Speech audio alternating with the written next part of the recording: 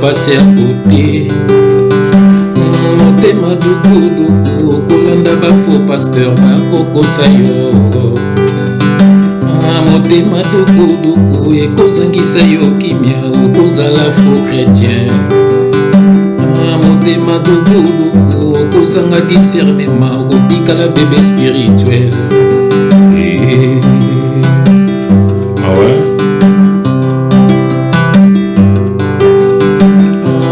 Nzamba zalaka motema duku te okopasi à côté.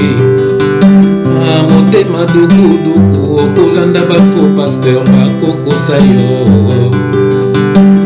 Motema duku ekozangisa yo kimia okozala faux chrétien.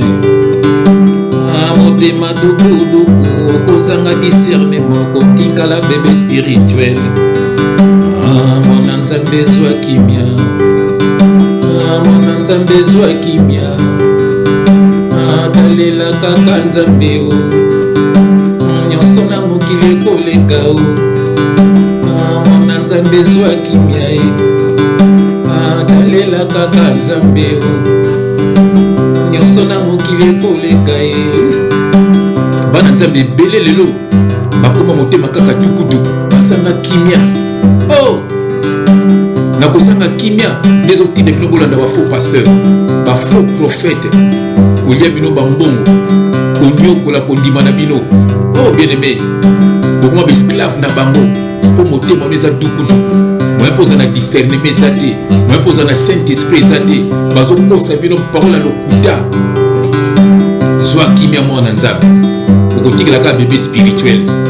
Oh ndeko na ngai. Nzamba zalaka motema duku te okopasi à côté. Motema duku okolanda ba faux pasteur bakokosa yo.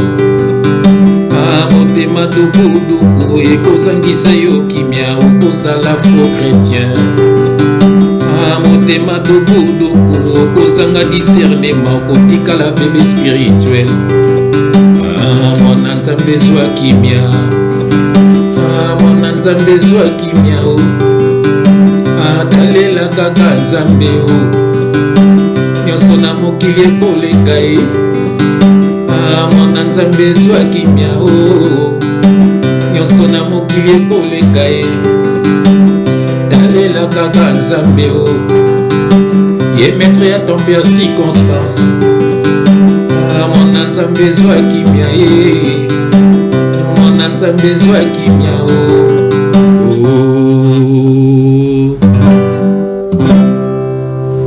Mona nzambe zwa kimia. Bebaka un véritable enfant de Dieu na kimia. Mwana nzambe azalaka motema duku te. Na motema duku okobala moto falaki te obala.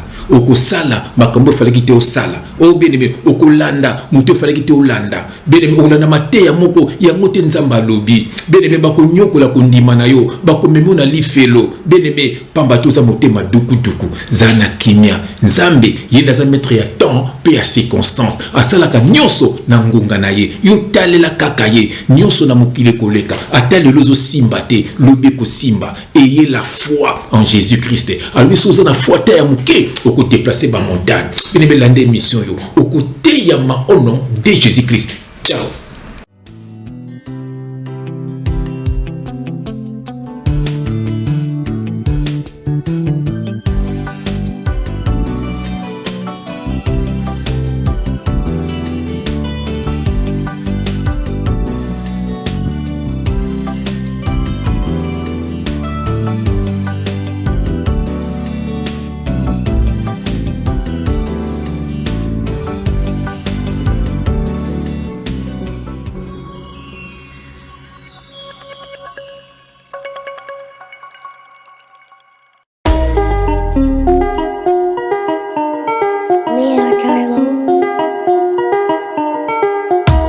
Congolais et Congolaises, habitants du monde entier, dans l'optique de vouloir vous offrir un cadre de vie sain, paisible et sécurisé, Toronto City VIP de Maloubou met en vente des terrains de 20 mètres carrés à bon prix. Ces terrains bénéficieront de l'eau potable, l'électricité et des voies gravelleuses. Situé à proximité de la zone économique spéciale de Maluku et voisin des sites Vodacom en République démocratique du Congo, Toronto City VIP se démarque par l'originalité et la beauté de son espace en vous offrant des terrains déjà cadastrés.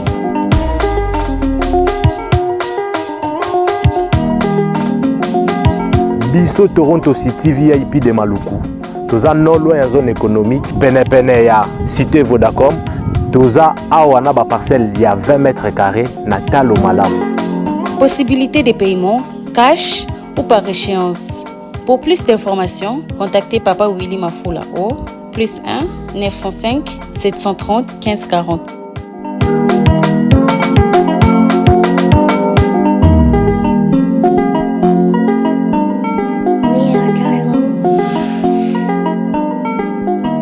Offre limitée dans la mesure du stock disponible.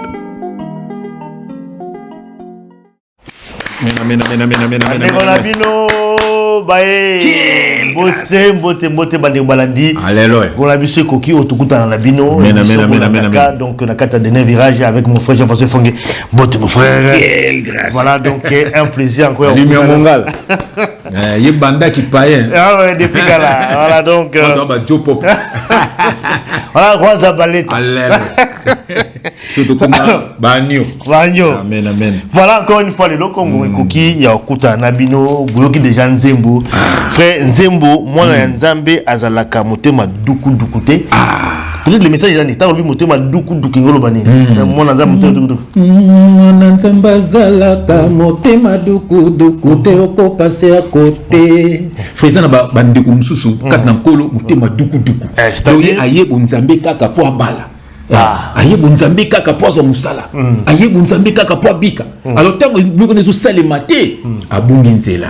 Amoni akesiko komi mwana nzamba lukuta. Voilà donc yango na to emeli bango bazala motema duku duku te bazala maboya faux pasteur ngo akina ba faux pasteur moni to mona beli ba comme la prophète na bango wa za prophète ne mo na kiasa tindrege bambongo la pa ndimula ki bandoto makoba lukuta ne bena na frère moko yo yebi atalge aza malade ya sida frère akeimba la moko ngale si me face pasteur za yoka frère obike basinga zo bikisa sida ozomona motema duku duku do azana patience te azo demander que nzamba ko sungaye il faut qu'il n'est pas moto wana akoki abikisa yemo ka yibi au fond yibi kaza faux yemo ka yibi sanga yibi mais akeka parce que yibi abikisa mais nakiki ba singa ka mutu boka abikisa ka mutu boko sida kuna ozomona siko donc to bimona nzamba saka motema duku duku te oko passer à côté voilà parce que lingi loko o azala ngo posa esalema à l'immédiat. Tic-tac, direct. Par contre, c'est bon. Comment passer à tic-tac? Voilà. Sur direct. Voilà, donc c'est un peu ça. Donc, ceux qui ont la patience, c'était la patience. Voilà. Alors, ils ont pas eu le fruit de l'esprit. L'esprit, voilà. Donc, le fruit de l'esprit, c'est dans Galates 5, Galates 5, 22, le fruit de l'esprit. Donc, le fruit de l'esprit. Voilà. Mon frère. Donc, ça veut dire la patience. Les appels parmi le fruit de l'esprit. Moi, la patience. Attends, le deuxième mapio. Et on te dit,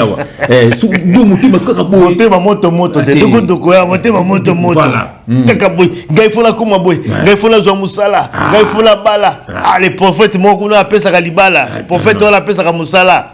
Il y a un peu de liba. Le bango aba. Nimba kuma azu o azu asangisi bino. Asangisi bango. Bobi atake ke musuk bo salema ki pobo sala ensemble. Ozomona ya mabale belé les osimbate. Yoba na nzambe pe le mingi ba échoué. Otale bozomona un vrai païen. Ozomona mutema duku duku. Anya koma lokola ba misia mokili. Ozomona yepa kumuteka ba CD. Yepe akumubeta ba concert paya. Pa mate envia kaza la musique mokili et simba kité. Ozomona mutema. Namoko lobela awa soki Olivier Kalabasi. Ah, il peut être fallu. Non, lui, ça c'est vrai. Exactement, on maudit, mais c'est un enfant maudit. Parce qu'on a moni à souka au clip Mora Sali. À la type donc boudin au fallait la terre. Non, lui, non. Ayem bipo ya beaucoup kolo. C'est la honte. Il y a famille na bango. Parce que ngana yebi na lo bango bakala ke na yebi frère na yebi petit wana alo bakane loko la falité, azape longi loko la falité, ami komisinde loko la fali. Ronu ko na famille na yeba lobalelo. Est-ce que mona ndeko mo loba alo loba bongo ka. Rien. Ozomona, c'est une honte. Muta bongo na ko cause la tapembeni na ngati. Parce que azane loko ya on te mette monter ma duku tuku voilà. Alingi pe na telle évidemment lobi ke tanga sala ko fali nde bato batambala bataille. Au moins tu na yoki alobi yango. Donc on a ça un mot exprès. Donc il n'est pas de Dieu. C'est la gloire du monde.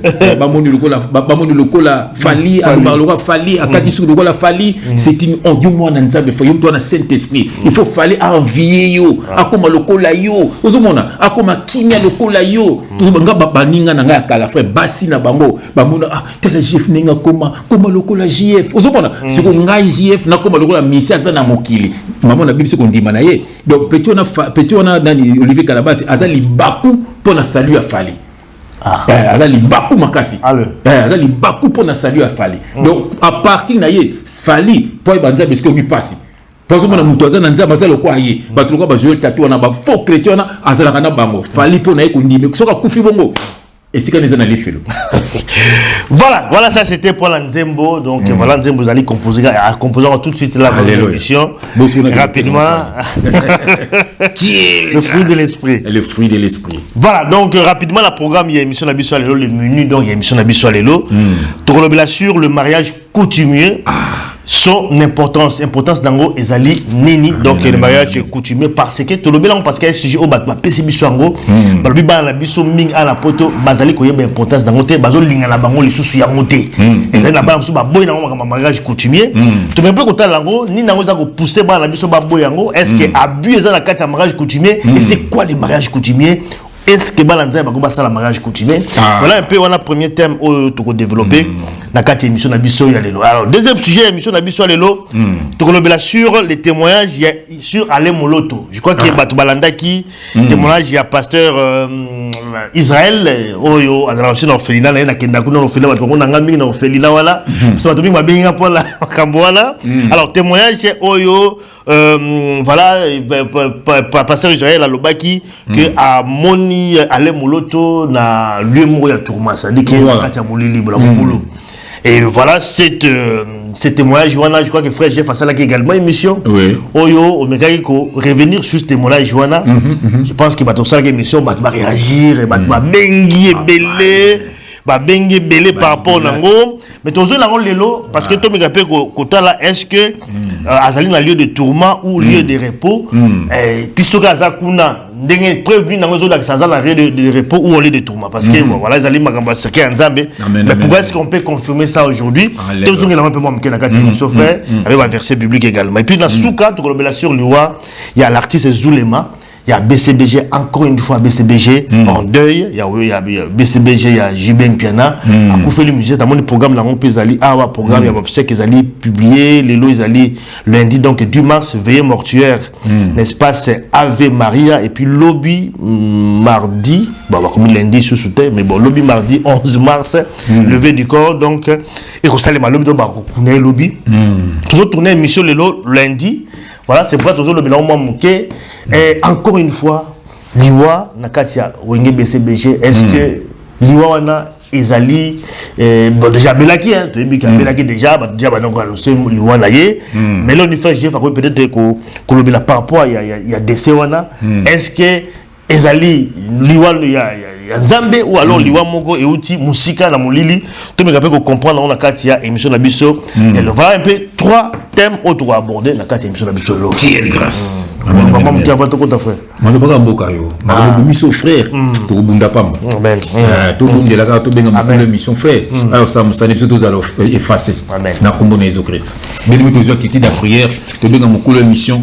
Aya ko teya bano yaye poko kwisa bangula na biso ba idolâtre boko kweya bolanda nde Yesu bolanda bato mokilité bien na monito bondela na kombo na Jésus Christ éternel Dieu des armées to pamboli kombo na yo to kumisi kombo na yo to netoli kombo na yo to petoli kombo no papa il y a point de Dieu comme toi tu es le seul l'unique le vrai Dieu le créateur de toutes choses alléluia oh papa le Dieu fait homme to pamboli kombo no papa merci de ngokutisi ngako na frère na limi papa oh yo pesa ka vision na provision pour te bana na baza la rassasié quelle grâce. Papa te dit que mission na maboko na yo. Batela frère na ngai, batela libota na ye. Ko isa banguna na bangonzambe. Bato pe balandaka biso papa, ba vrai de vrai. Alléluia, ba véritable ba nzambe. Batela bango papa, batela mabala na bango, batela ba santé na bango. Est-ce que maladie ezali pumbuka? Est-ce que mabe ezali longwa? Est-ce que papa bitumba ezali kota bitumba na bango nzambe? Pesa bango kimia. Mwana nzambe azalaka motema duku duku te papa, bakoya ko passer à côté pamba. Totiki message na maboko na papa, yaka côté ya bano ya yo.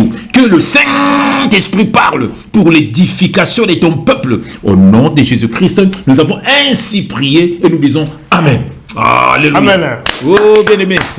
Ningana. Soyez dans la joie, bande kunabino. On est là. Toloba kinabino. Nyoso toko mona. Nyoso toko yoka. Toko bimisa na poisa. Buka moka na binote. Baye lisusu. Bakonsu makamboyo. Nyoso toko mona. Nyoso toko yoka. Toko bimisa na poisa. To profiter na ba makamboyo. Pour te koti sa parole de Dieu. Alléluia. Pour te komati na banda kunabino. Bien-aimé Nzambia pambola bino na kombo na Jésus Christ. Amen, amen, amen, amen. Merci, frère Fongue, pour la prière. Rapidement, l'émission la biso.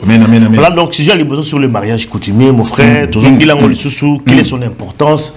Parce que, comme quand même, moi, Kokoso, pour la génération Asika, il y a la biso, surtout en cas de poto, au bas, il y a importance dans le côté, au bas, se sentir en tout cas obligé, alors qu'ils allaient vraiment, na tina te pour la bango, parce que toujours, si j'ai bandekande babenga biso ezali na bala mususu oyo ba ko boya ki mariage oyo mariage coutumier ba beza importance te alinga ke na mwasi na ye tout ça pourquoi ko compliquer makambe belé et puis na kati également oyo aussi ezali ko choquer ba la biso ezali na loba moi exagération dans le bas sur la liste il y a des mondes il y a d'autres mais ba para ba comme ko tia tant sous ba comme ko exagérer biloko ya ko senga comme belé ba complication comme belé tant sous mwana azoye baté comment on s'en sambongo on a pas que nous bala moi ça dit que et comme moi un peu na moi désordre moi que côté ya mariage coutumier ça ko embrouiller ba na biso donc tu me plutôt sur le rapport mon frère le mariage coutumier son importance pour la bala ensemble frère ni nos rôle par rapport là.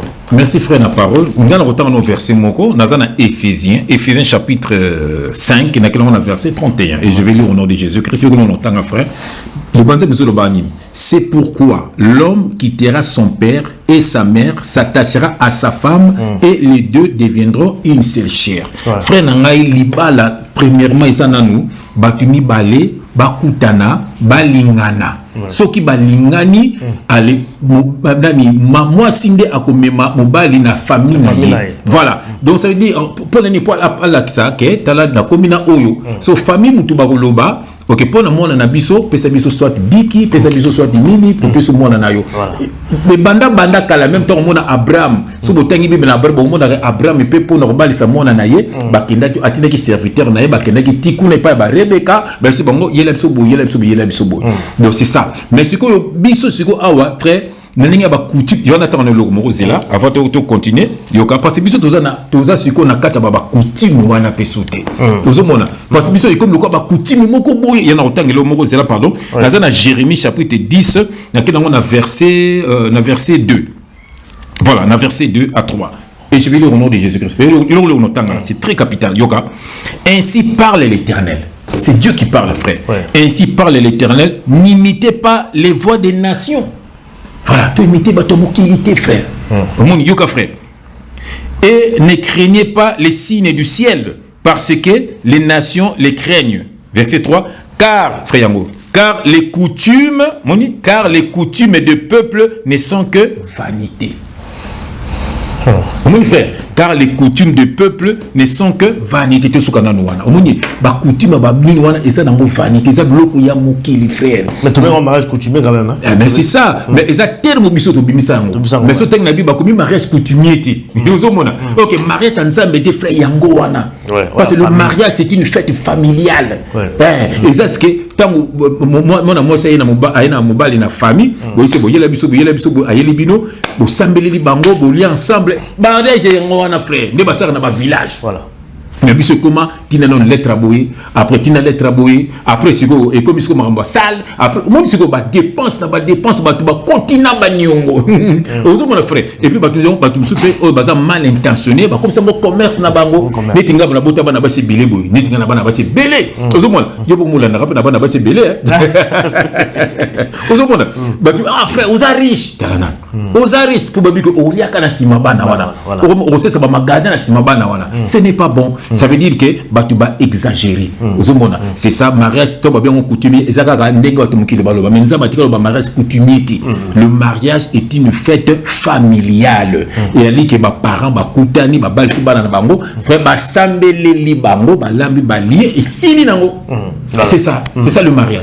Mais comme la lobby ça dit que ba jeune na biso ya kolo oyo bazomo la importance dangote est-ce que ils allaient dû dans le baya ba mauvaise habitude oh ba parents ba comme nango ya kosenga biloko belé ou alors peut-être explication ça bien pour la ba jeune voilà moni bano ba botami awa yango bible que parents enseignez à vos enfants ceux qui bana baza mal enseigné tout le monde ba parents minga lelo ba mama kana ba musique ba papa asa ko mukolo maza warrior tu te rends compte abi benga koko ba warrior bazawa ozomona bazawana ozomona koko ba goloa donc ça veut dire yazala na ba papa wemba ozomona papa mbakeya komina ba wenge bakeya komisiko na ba fali na ba fere kalaka kitana ba inosbi ozomona donc ça veut dire ça ba tout moko toute génération soit ça ndokité frère c'est kaza utiliser na monde à ténèbres muta bongo so esa conseiller bana ndengini esa sinarata ba devoir bana nayi ozomona siko bana wana ndi baza siko éparpillé baza perdu baza mal enseigné ozomona c'est normal bakola na midi na makambo wana te ça ba boina bango pe ya faute ba parents ba kozala sévèrement jugé ni le banza belobi donc en fait des ali ko enseigner baza ko enseigner bango te puis ba baza ko enseigner baza aussi ko exagérer parce que dans quand même la couple mo ya bana ça dit que demande les acquis wana so limbisanga wana so eza ba sene kututé ba sene pe bana te wana eza ba voleur siko moni passe na ndoto baki na nzima Congo te congolais koma bisenga senga Congolais comme malandango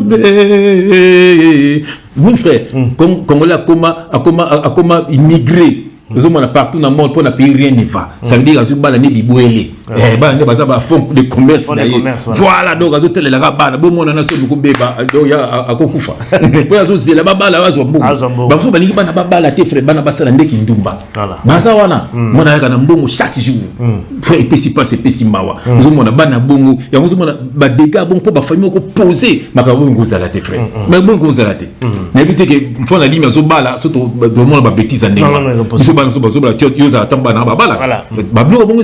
dans le calme voilà en fait comme mes frères lobby ça dit que mariage ils ont la côté comme on a tête je crois que ça c'est très important ils ont vendre moi la tête ils ont tout simplement symbole bah c'est un symbole surtout bambongo voilà et des biso papa la biso à 5 années mbongo a dit au cas bino beaucoup pesa ça dit que à cette sur ma bible moi nini tout ça ça dit que des symboles comme ça na mbongo bino moko bokani ça au peut ata 100 ata kaka bino mais comment bah 3000 4000 5000 c'est peu exagéré le papa bino ndo sala ndenge pe na pesi mbote na Charles Chimpaka oui bien Charles Chimpaka leki ya Julien Mbala wana ba noko bana na pesi bango mbote Charles Chimpaka yebisanga abinanga papa na biso azalaki kobalisa bana bongo voilà kuta osenga comme so boîte aliments osenga symbole moko boy ozomona donc netinga onga na senga yo yebi na lokolo bango ate ozomona donc ça veut dire c'est ça donc eza nango okoteka bana déjà ngai so mwana mbala yo bala mwana nga na na besoin vie na bino ezala bien voilà c'est ça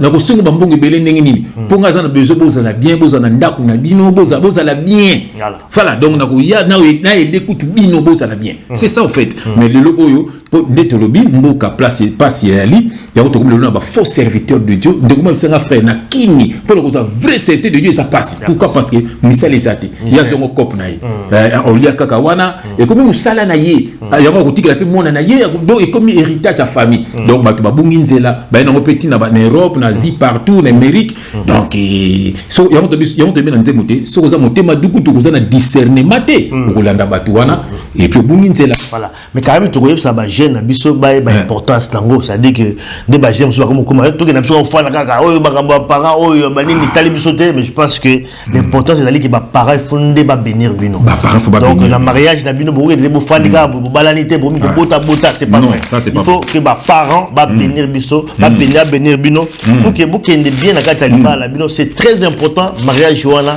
Bon, comme frère Lobi, tu tiens un mariage coutumier, mais c'est ça vraiment le mariage. Parce que ce mariage, les parents basatés, ils ont la bénédiction. Voilà. Il faut aussi, à moins qu'il y ait des problèmes dans le niveau des parents, parce qu'il y a des cas aussi, les parents sont pas bandouki, frère. Voilà. Et comme un peu problème, voilà, ils pareil, ils sont bloqués, ils sont bloqués, à Babi, ils sont bloqués, ça aussi, ça peut arriver aussi. Donc, voilà, ça peut arriver aussi. Donc, donc c'est un peu ça. Mais frère, quand même, les gens, ils sont là, dans l'église, il y a Bostra. Dans Hébreux chapitre 13, il y a verset 4, je lis au nom de Jésus-Christ, c'est une saveur d'azolo bango. Que le mariage soit honoré de tous. Que le mariage soit honoré de tous et le lit conjugal exemple de souillure, car Dieu jugera les débauchés et les adultères. Donc Dieu a déjà béni le mariage. Donc il faut passer à bénir bango mensonge. Vous ne pouvez pas commander ça. Tu peux bénir bango te. Tu peux recommander bango pas ya nzambe. Nzamba pambola bango, nzamba zana bango to sepeli nzambe ndenge akutisi bango. C'est ça. Nous on est là pour recommander ba mari pas ya nzambe. Mais Dieu a déjà béni le mariage. Voilà, c'est ça en fait.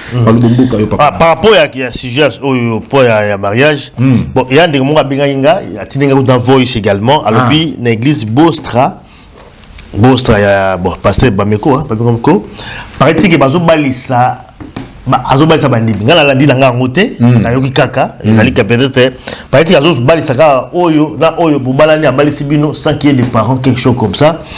Il y a des gens qui ont pas, mais frère, si c'est vrai. Façon là ko balisa batu na kati église sans ba parents la bango oyo aya bénir bango ba balani oyo abalani comment retrouver ngo na kati na rundi bango ça vrai parce que ngala za na tante nanga moko pe eyelaye moi ba faux serviteur de Dieu na kaka akenda ko balisa na kati église ba monika ke azana mukanda apesi mutu moko kuna même ma maman n'était même pas au courant de ça. Ozomona amuka ke lekinaye baki ko balisa ye donc ça veut dire c'est terrible ces choses là. Ozomona frère ba boss na soki ba bistra frère bato beta penza frère biki bato boxer penda un faux serviteur de hôtel kandenge na surtout moi si na yeso hôtelier frère ne biti pourquoi bato bolandi bato wana na mole na Belgique ta là ba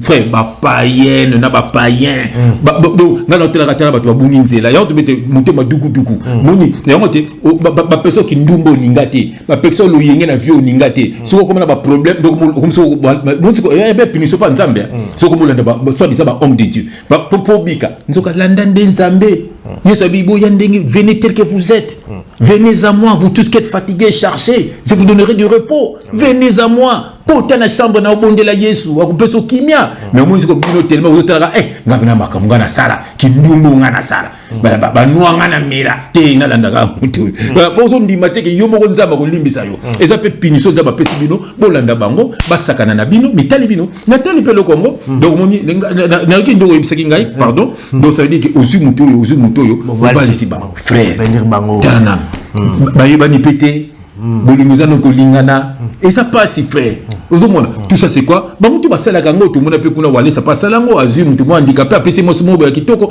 donc ça veut dire que donc pas si donc ba sur vérité handicapé on est dans mo c'était fiona azande logo ya wale ça non la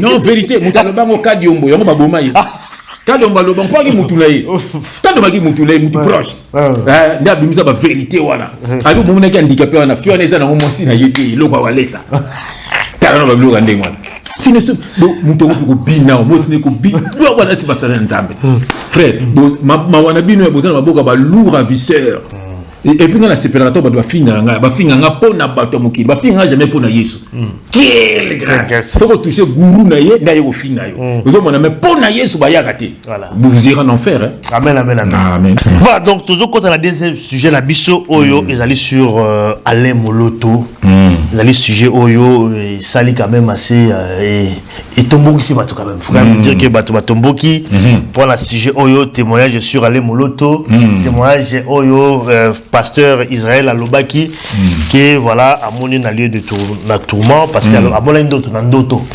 alors voilà faire j'ai faut ça la émission sur ça on s'appuie qui sur Ndoto il y a pasteur Israël et il y a un tout quand même tu vas comprendre comment on s'appuyer sur Ndoto parce que Ndoto est dans Ndoto et que Ndoto en est-ce qu'ils allaient en Zambie ou bien Ndoto il y a diable parce que Ndoto peut la sortir belé.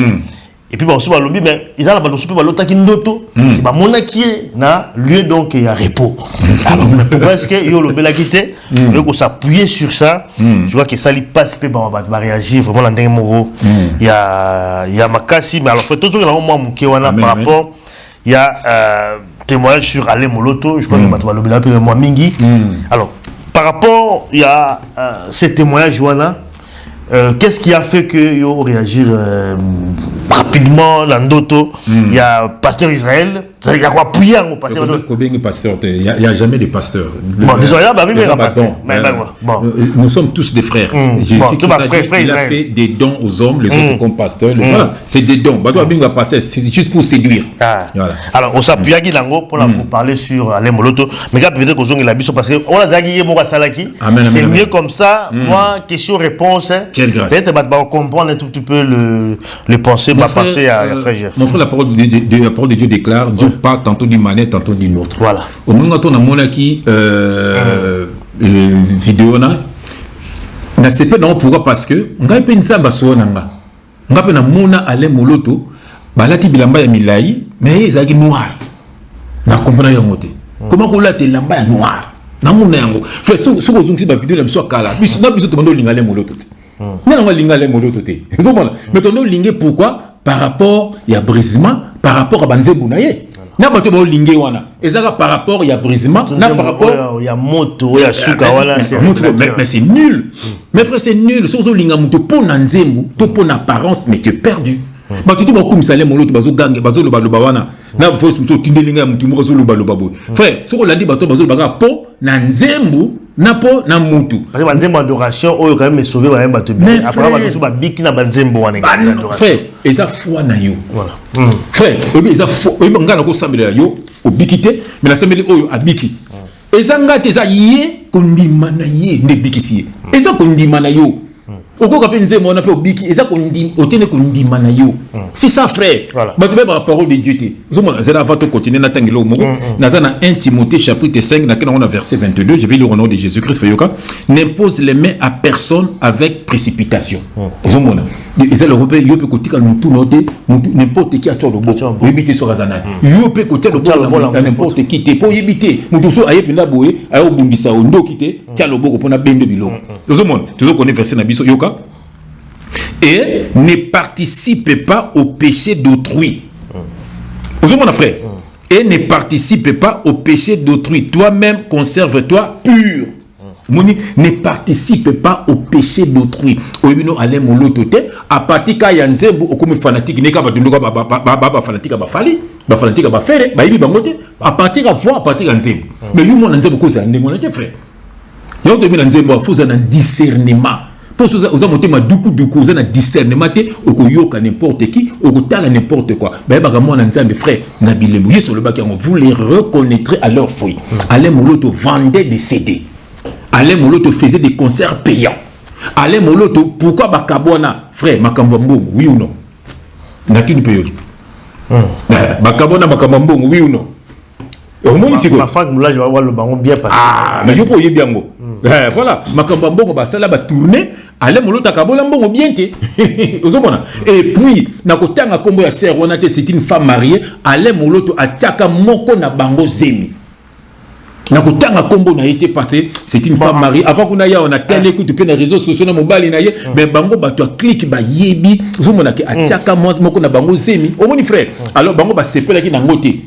Voilà. En fait, oui. En fait, c'est le problème, c'est qu'on est allé à témoignage au Balobi, il y a lieu de. C'est bon, bah, quand on doute pas. Parce que, au moins, tu vois, pourquoi, pour tout le monde, on a mis ça, Zalaki. Allez, mon auto, enfin, attends, allez, mon auto, tant à Koufi. Frère, à Koufi, il est mon côté, à Mimi Batou.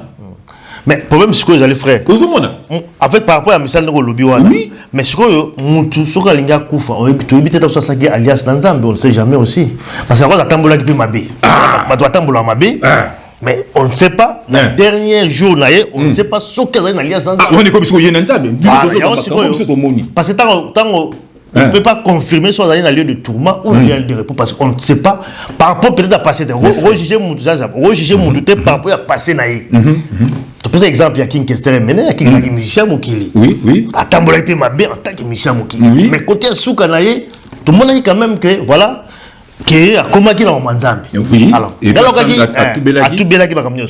Là, on a qui témoigne à moi Sinaï. Tant qu'on va aller moloto à Nobel, la néga le baki, à Koufa. Moi, c'est dans le baki, tant qu'on Koufa qui a eu sa témoignage, qu'aller moloto le dernier jour, à comment il a bisengo. Azola, azo seka, azo sepela, azo mona, tu vas ange, à comment on sepela Koufa, qui n'est pas les gars, azo mona, plus bonheur, il y a un Koufa passer, ange, n'a aucun témoignage, moi, on ne peut pas savoir. Est-ce qu'il y a ça qui alliance dans Zambie ou pas? Parce qu'on ne peut pas dire que tel monde par rapport à Tambola qui m'a nécessairement il faut aller de tourment. Merci na parole. Frère, au moni Nzambe a bimisa abinyo surtout o ebateme na kuku et ko bimana poisa. Tant yo en tant que serviteur de Dieu frère, o sala makambe belé ya mabe na se ce que bato bazo landa yo, fazo mona bazo zo kimiate parce que yo zo makambe belé ya mabe.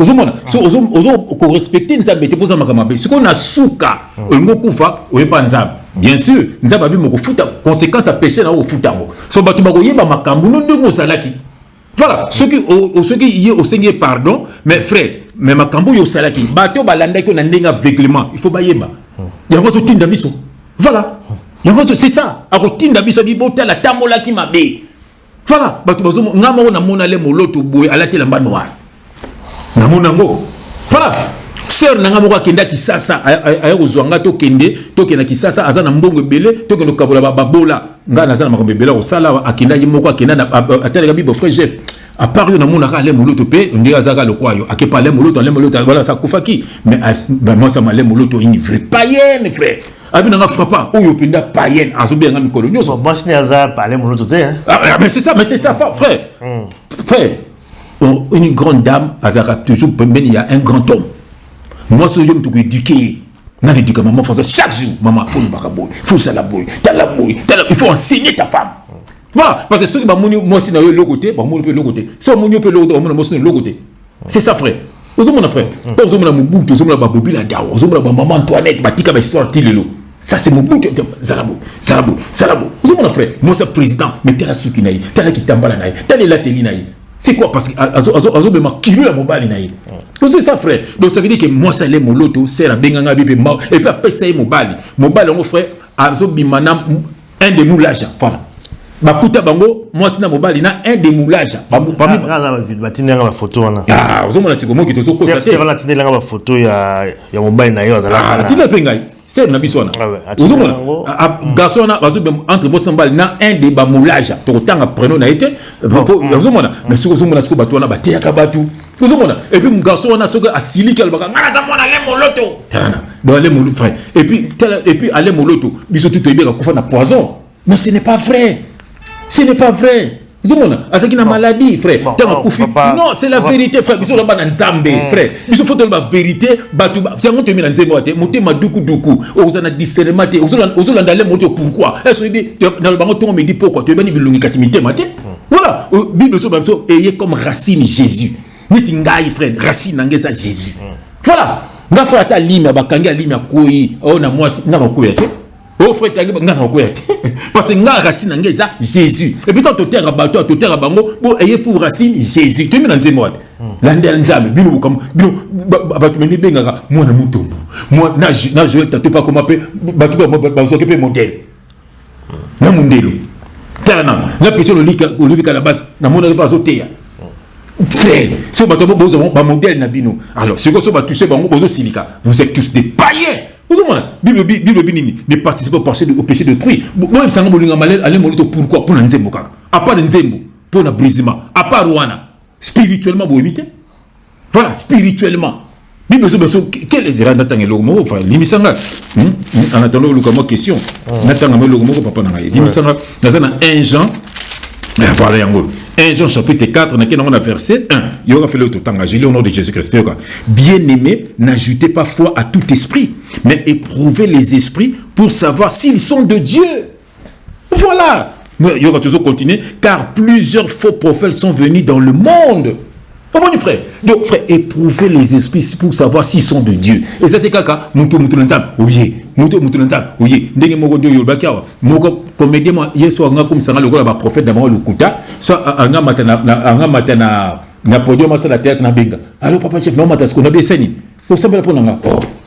Donc azana prophète na ye, azana molatela moko le ba na vie faut na prophète na yo, aux appels docteur na yo, aux avocat na yo, tout ça.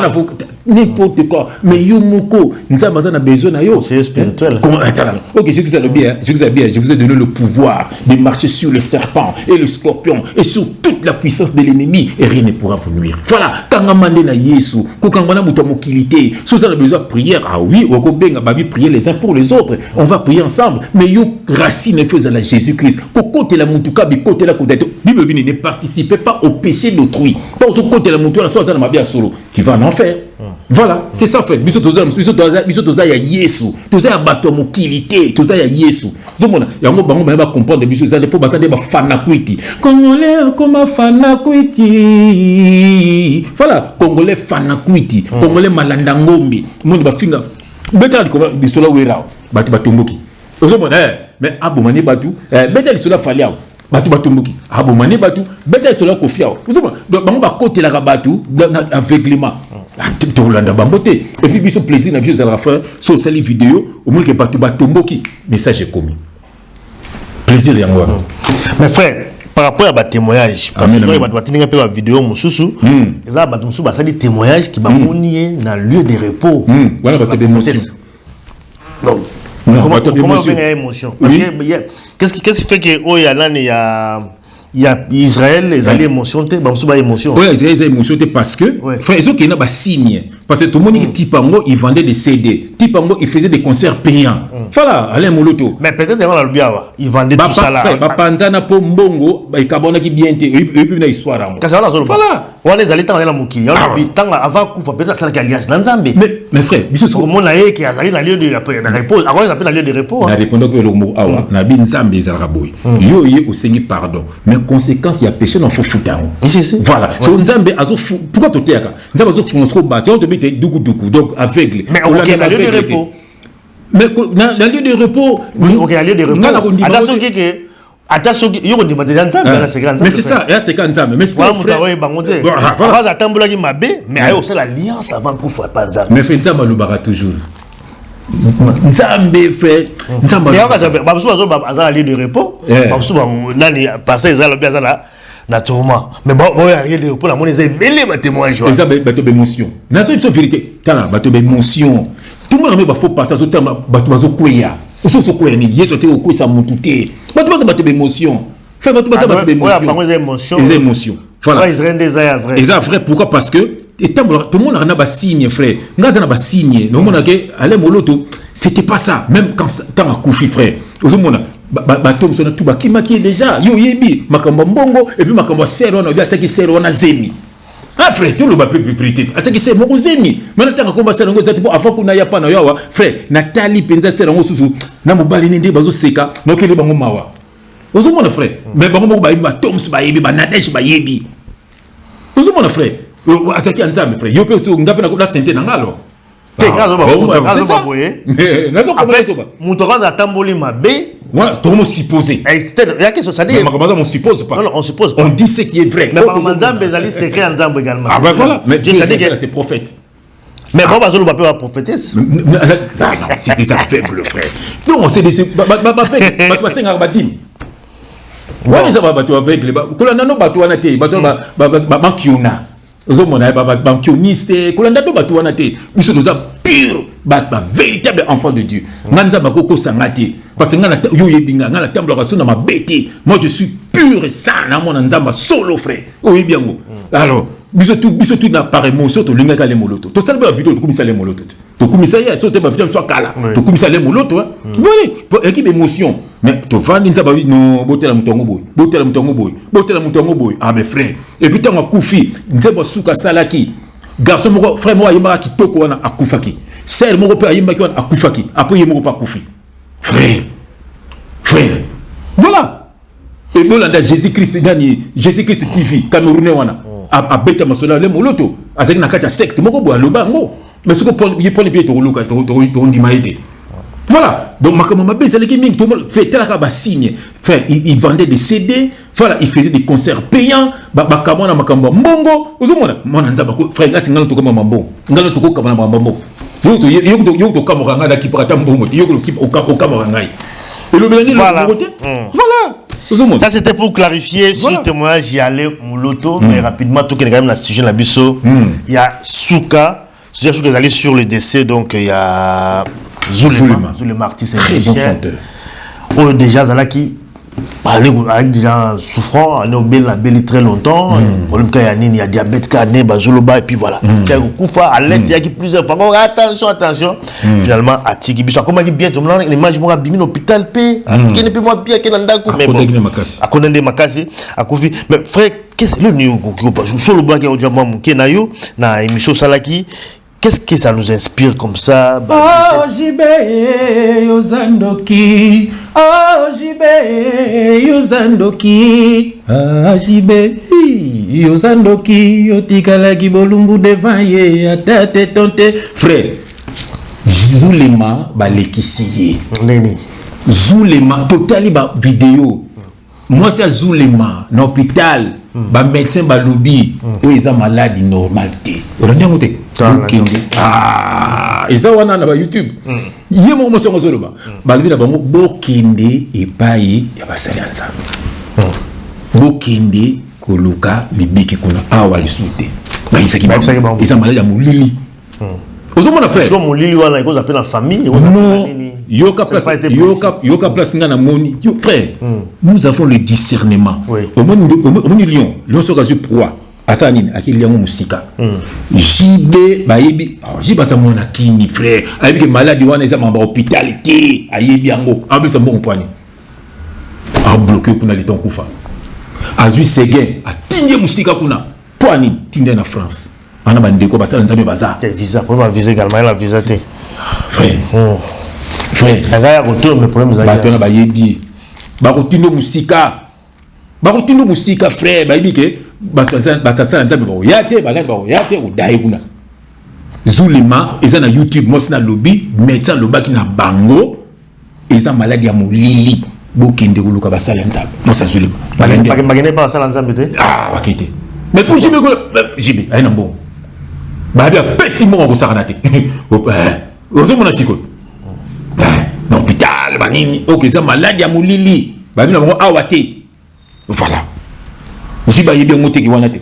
jiba yebi mbaso te ngana lobaka yango tongo bidi pourquoi Jidel azawana Jidel albaso nazo kosa à l'époque ngape musicien Jidel alakisanga nzoto na ye frère abi jef tala ndenge na komi gabe nini oyo abi wenge BCBG yemo ka finga finga ya na ki yuma mais ce qu'on a fungomi na comprendre voilà n'est pas content maso Jidel ayebisanga omo biso le bana poto na ba Jidel ba César Loboko to na poto de biso makabona te biso biso musique na biso ba bogos bana poto zo mono lati bien zo yemba na yo mo ngati na nde ko faire ko so ngana kende donc to zo sala bongo mais nzoka nde kuni sa makamba soloka frère et puis na télé ba interview ba mission mutu frère mais kana ko landa ba mission tu ono kaka na ndo liate pa na biso pasi na ndo tema na makolo bango tout donc ça veut dire comme la musique voilà pour na bango eza vina awa ou rien akoboma mutu frère na la dame ben interview même tout si ngata na ki quartier la te wana ngana ki pona makomba bongote na ki ko bongate ngaza mona poto na ina ngana yemba tala ba omona batuki bazo sa bafoka bazo wela ngana tala moka na musika parce que bazo wela la frère biso to mona bakisi na nsebo yi to fonga saka mutu mususu tala bakisi uzomona donc ça veut dire que ya yo luka vie OK ngai ya plaisir pour nanga na oyemba yango na tika bango frère tout monde neti bazule mawana donc ya ko yemba mais ba contre calme donc makambe belé frère yoza color orchestre frère omuni kofi hein soko na ba kisna ko muna petit na biso mo ya boye to voyager ayi na tongo kofi avec ndeni abi na sene mutuma zo ko funga la porte té donc on est petit bébé qui comment on peut kofi mbote et biso rango alors donc ça veut dire jibe nenga zana ayibi makambo zo le kana orchestre ayibi yango mais avant il n'est pas ni il faut combien de bateaux et puis que je ne me fallait pas cater le colo mais que tout l'andia ah zo mona donc bakata ka bateau makolo ka pa na yo il fait ça sinité frère là il jide na zo le bango avec vérité jide à la sanganzo tourner le colo en pesa bi fi tellement na komi ngabi mais le moka bon mouvement mot abi rien na comprendre nango ngabe na continent jide so na kosi jide le bango ko kosi zo mona et puis bango tout frère ba pesa ba papa ba pesa ba yaya ba pesa ba leki miso ba pesa basi na ba na orchestre wana na quartier la TP pareil wenge pe maison mère pareil jiba zo kufela ba musicien wera kufela ba to bureau ba musicien yeso ba to bureau camarade na ye nani a ondo la tissé piroji ibuna na ibide so sa tika biso ngana bi il est souffrant mais azo même na poto pour azo memete moi non pas touziana frère moi quand dire ko ya kiao na sima maman na kufi na kisasa bon ça peut être na même son frère atika maman kufa ki frère mama dit akufa ya papa za donc ben na poto bino ba poto wana bokeba ofele gabo ni na mosiko ba mele nino pas touziana yibana wapi to sono frère pour la King Kester également pour la ligne King Kester c'est ba sala moi yo ya King frère na so be mambazo sala be mambazo sala batuwana tala mutema ba akosa na motema malamu te ngana na bandeko na ngatu bazo même na poto ngana za contre binoté bokanga mande na nzambe eza conseil na pesa bango taso mona biso batu mabe ba contre binoté bokanga mande na nzambe voilà pour yebité kofia loba yango apesi na gauche na droite bombi gauche afo pono kangali pumpumu fo tiasoy ozo mon frère et puis là répondre peu muke papa Ross na pesi mbote na linga ko mingi papa Ross voilà pour linga ba yanke linga ba yumati voilà Nathalie évidemment le bi Jeff il faut ngena so na ye na tune question ko fa bimela yo ah mais non autour na question aujourd'hui papa Ross no benga autour na question wana tu vois voilà ayaka pas animer ayaka pas parole na linga mingi papa Ross voilà ozo mona ayaka pas la animer sur ngana ibi na papa Ross ozo soutenir le lokofi soutenir na oye mais zala na ba mise en garde pour o bazaki avant yo ozo mona bana ba mise en garde misusu baleka ozomona ngana lobaka pembe na pembe frère ozomona kisinjora nenga zana apesa batu na quartier la terre kisinjora omoni musicien na biso moko ya barumbu ayibisanga via mona biso na ba fille moko boto ina kisinjora sengiso ba fiona to memele ba fiona moko adaya ozomona frère donc c'est ça frère donc bango yebi donc papa Ross pesa pe na keba po batu wana fo ba beta ba hippodrome ba beta ba arena ba donc ceux qui peut aux appels esprit péter ou l'équipe na yo l'équipe histoire pesili c'est ça le frère donc c'est précisément il faut papa Ross na linga ko mingi puis ngale bi ko yo timba wa yumati voilà donc yeba makamozo loba yeba place osali so otali neti mutu ko kamioniti mbola moni na o la PCP moti mutu na biso mais so tele kamioniti mbola ya lelo o ya lobby yeti moni atambo na ba mission wana ba fali ba kofi zo mona bongo bakenango na komona zo sona na bana miki akomi bina do akomi bêtiser mon akata ba réseaux sociaux ngata na tela kena bia ce n'est plus la même personne obiso to yeba ko yeti kamino timbola bogos mbingelo o tela mutu bina mais ozo mona yesuti ozo mona donc yango bosala keba tant so tamla na ba musicien ozo mona ngana sala ki musicien ba senga bana bo mabatu na bimsa ba via batu ba senga ngango ngana mona sala ngo zate pour za nzambe voilà donc réveillez-vous vous qui dormez encore. Voilà, ça c'était émission la biso lelo on prépare qui pour la bino ba mbote mingi mbote na Picho Patio de Norvège ba mbote belé fait donc comme na souka vraiment émission la biso je crois que c'est toi et sujet auto traité na cadre émission la biso lelo comme na souka fait le basou les années pas tout ça pour cette émission. Bon le basou des akaka boka mananzambe amen na autant na verset moko naza na 1 Jean na tazuka par hasard 1 Jean chapitre 3 na kena on a verset 16, j'ai le nom de Jésus-Christ. Nous avons connu l'amour en ce qu'il a donné sa vie pour nous, nous aussi, nous devons donner notre vie pour les frères. Ah, mon frère, on entend toujours Yabouyi. Frère, oh bakoboma, oh tokobeta, to pesa vie na biso pour na bandeko na biso, to na bino, bolongwa na idolâtrie. Bo balanda ka mekalambai, to ta mekamba bomba na sa de martyr. Ozomona siko, ozomona, belo Moïse mbi, tuti ba mona ba bêtise na ye. Ozomona, ba lelo so beaucoup ta le moloto. Est-ce boyeba ki makam na ye? Ozomona batwana baza babisimba sima ndeko nanga kangamande na Yesu okoyina frère chef pambo kozanga lola voilà kangamande na Yesu so kangamande na Yesu ozana besoin muto mokilité voilà et racine na yo moni nzete racine il faut ça la Jésus so racine na yo eza bato mokili mokolo moni ne kobo omona pe yo pe okoyi mokolo moni na mabe yo pe okoyi pamba te otai ko ndima nonde na mutu Takundima na yo na Yesu, sortez du milieu de Yesu lobaki. Bokamande na Yesu, bobiksa bilimo na bino na kombo na Yesu Christ. Merci en tout cas mon frère, merci pour la émission Kitoko, tout comme la Souga Balingbalandi. Alléluia. À très bientôt la prochaine numéro Botinga Malamu. Pirombale. Garçon suisse. Ah, il est mon frère Nabiso. Lui c'est pas pour nous. Vraiment. Que Dieu te bénisse mon frère avec toute ta famille au nom de Jésus Christ. Amen amen. À très bientôt. Grâce. Ciao ciao. Ciao.